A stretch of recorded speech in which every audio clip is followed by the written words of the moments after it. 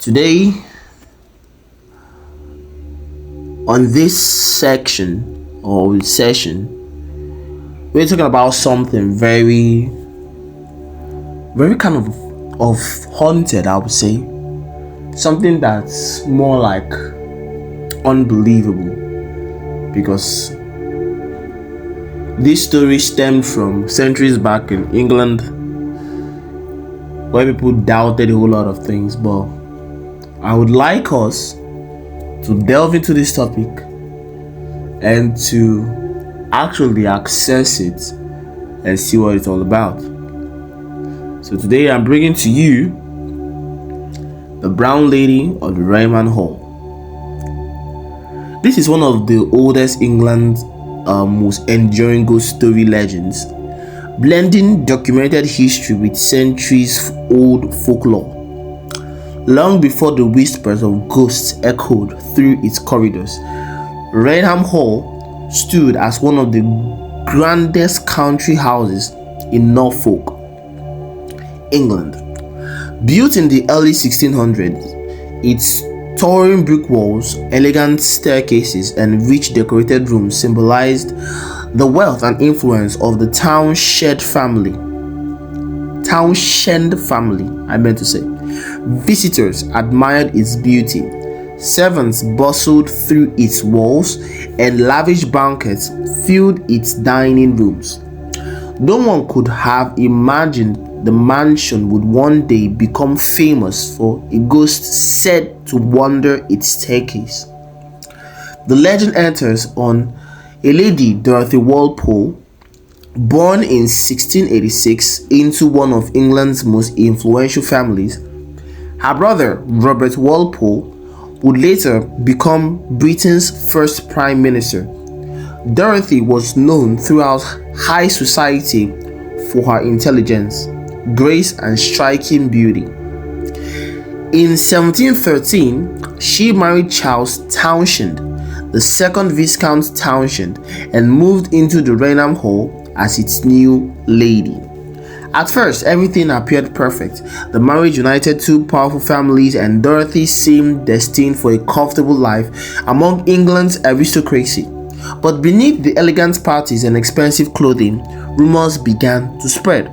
According to the legend, Charles Townshend possessed a fierce temper and was consumed by jealousy. Gossip circulated that Dorothy had become romantically involved with another nobleman, Lord Wharton. Historians have never found convincing evidence that such an affair occurred, but the rumor was enough to shape the ghost story that followed. The legend claims Charles became enraged. Rather than divorcing Dorothy, he allegedly confined her to certain rooms within Rainham Hall.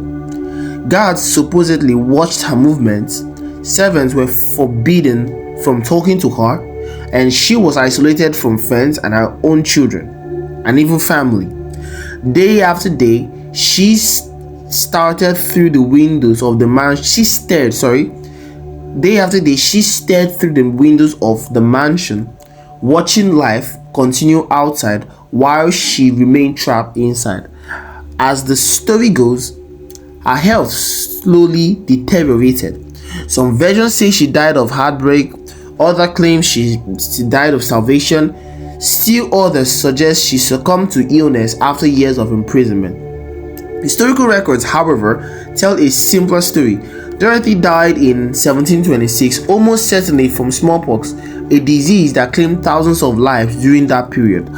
There is no documentary that stated that exactly pointed out her death or her cause of death. Yet, the darker version of events survived because it was far more haunted. For decades after her death, Rainham Hall returned to normal, life continued, new generations occupied the estate, servants came and went. Then, more than a century later, strange stories began to emerge. Guests staying overnight reported hearing footsteps echoing through empty corridors long after everyone had gone to bed. Doors were said to be opening without anyone touching them. Candles flickered although there was no wind. Some visitors complained of sudden chills while walking through otherwise warm rooms. Then came the sightings. One Christmas season in the 1830s, Colonel Loftus was walking through the mansion late at night when he noticed a woman standing at the end of the hallway. She wore an old-fashioned brown silk dress. At first, he assumed she was another guest who had become lost. As she approached, however, he realized something was terribly wrong. Her face was unnaturally pale. Her eyes appeared as empty dark sockets.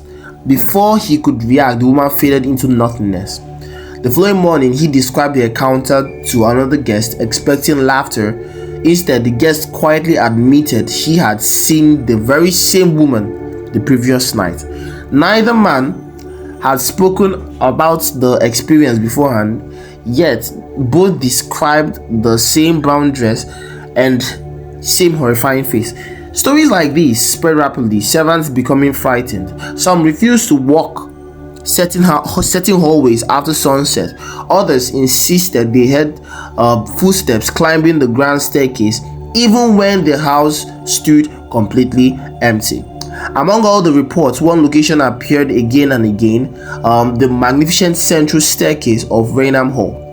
Years later, another famous witness arrived, Captain Frederick Marryat, a respected naval officer and novelist, dismissed ghost stories as superstition, believing there had to be a logical explanation. He accepted an invitation to spend the night in the supposedly haunted mansion. Late that evening, he walked the silent corridors carrying a pistol. According to his account, he suddenly saw a woman dressed in brown gliding silently. According to his account, he suddenly saw a woman dressed in brown gliding silently towards him. As she came closer, he stared directly into her face. Her eyes appeared hollow. Her expression was lifeless. Startled, Marryat fired his pistol. The shot echoed through the hallway. When the smoke cleared, the woman had vanished. The bullet struck the wall. Whether the account truly happened or grew with retelling remains. Whether the encounter truly happened or grew with retelling remains uncertain. But it added another layer to the growing legend. The brown lady was no longer merely a ghost story told by servants. Now, respected military officers and wealthy visitors claimed to have seen her as well. Then came the event that transformed the haunting into an international mystery.